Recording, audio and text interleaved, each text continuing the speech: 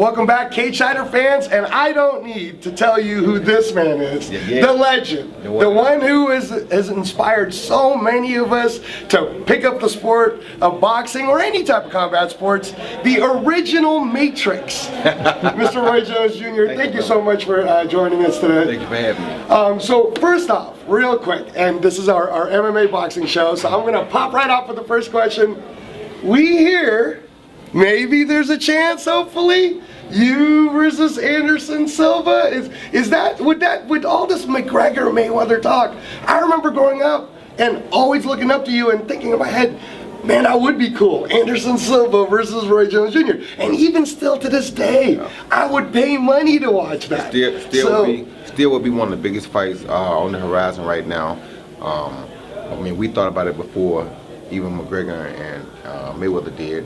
Just that right now they're at the pinnacle of their careers. We're probably beyond our pinnacle, but it's still a great fight because he does so many things that I do. He copies and learns so many of my moves, and he's a boxer. He's boxed before. So with that being said, he has experience.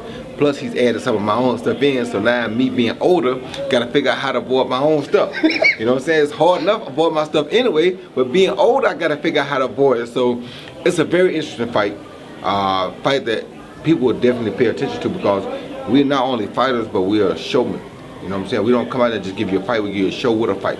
And we'll put it on the line. It may get him knocked out, may get me knocked out, but we try it. We're not afraid to gamble. That's why I put my hand behind my back, you know what I'm saying? I'm not afraid to gamble. God put me here to do this. So there's nothing that I won't or can't do in a boxing ring. And I'm sure he feels the same. So he steps into the boxing ring with me, you know, it's heads off, I'm gonna go to war.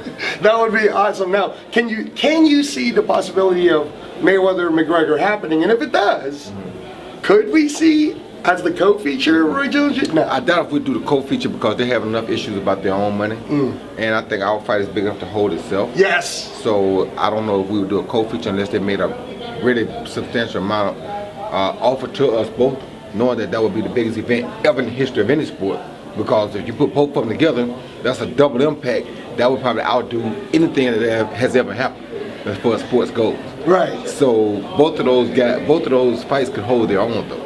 Okay. All right. Well. So with the way that they're beefing over the money already, I don't see them having enough room to put me and him on there because they wouldn't want to pay us fair. I don't think. Right. I don't know that for a fact, but I don't see how they're gonna split up the money that well. Right. It's just, you know what I'm saying? There's a lot of money there, but you know how people are. Right. So I don't know. Well, I do agree with you that you and Anderson can do it on your own. So you have your own promotional group, Roy Jones Jr. Boxing. You have a stable of fighters, you know, up and coming. Maybe that's something we could see. You and him headline on that, and then undercard of all of your. Why not? Why not, right? Why not? So let's talk about that stable. Is there anyone in particular that sticks out of your head? Because I know you love giving back to boxing. Yes, a lot of those guys, all my guys stick out because I love them all. I think they all have good, strong possibilities. Randy Marino especially, but a lot of them stick out, and they all, you know, they're good guys, they're good kids, and they want to be something. Right. And with that being said, when you got guys that want to be something, it gives you extra motivation to try to help them accomplish their goals. You know,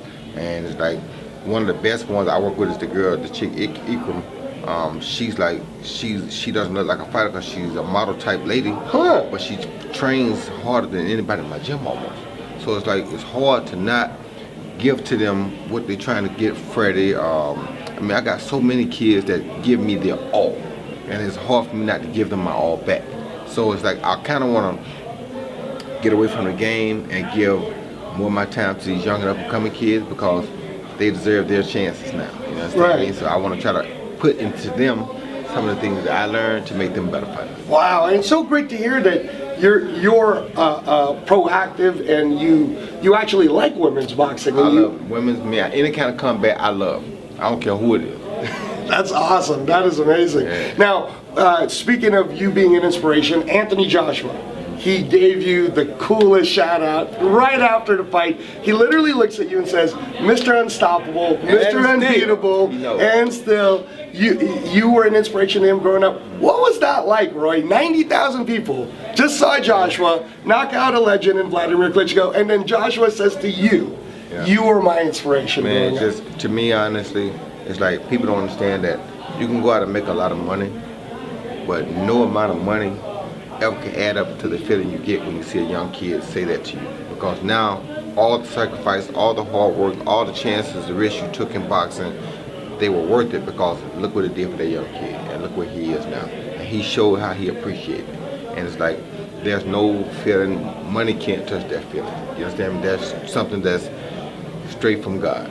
Wow. To that kid. You understand me? So it's like, it doesn't get any better than that. Wow. Well, now the next big fight coming up is the Kovalev Ward. How do you see that next fight happening? It'll be a tough fight again. People think that Andres is going to walk over Ward. Kovalev. That's not going to happen that easy. Now Andres still going to outthink him again. The first fight could have gone either way to me. You understand me? Ward got it, and I can understand why some judge would have gave it to Ward, or they could have gave it to Kovalev. I understood why they gave it to Kovalev. The fight could have gone either way to me. Both fighters did a great job, superb fight, and I'm looking for them to have a superb fight again. It's like, in fights like that, it's like the fight we got tonight with Chavez and Canelo. You can't go wrong.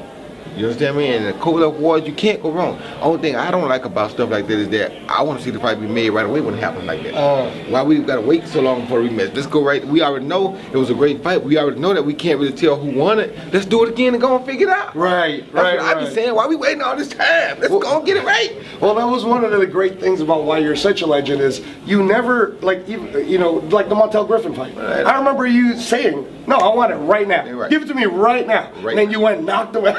Right now. Exactly. And that is what will bring our boxing back That's to exactly the right. forefront and to the public. How some of those old guys that fought 4 and 5 times in less than 3 or 4 months because if it wasn't a clear cut, what if they wanted it again? And again if they needed to. They just wanted to get the job done. And you gotta love that. That's the school that I learned from. Right. So when somebody like Anderson says, I want to box Roy Jones Jr.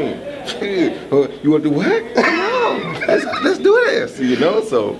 Well, one other thing that is bringing boxing back is people like you, legends like you, doing things like the Roy Jones Jr. Invitational. We're excited about it here in Vegas, first year ever. You're bringing up your own tournament for amateur boxers. And I can almost see that being like our Golden Gloves version for Las Vegas. Exactly. So can you talk to us a little about this project? Bringing those type of events helps motivate the kids because they're looking up and knowing who I am and where I got to in boxing. Inspires them to want to come show me what they're going to be, what they're trying to do in boxing. So by doing that, it gives them hope. You understand me? And like you said, it's like a New York Golden Gloves yet out here in Vegas. So it gives them something to fight for. And I love it because you get to see the young talent, the young Roy Joneses of tomorrow, the young Floyd Mayweathers of tomorrow. So that's what I'm looking for. Wow, that's awesome. One last question, Roy. Favorite MMA fighter to watch right now and favorite boxer you like to watch right now? Well, of course, right now I like to watch John Jones. Okay. John Jones is my favorite guy to watch right now. It's for unless Anderson is fighting. If Anderson fighting, I always want to see Anderson first.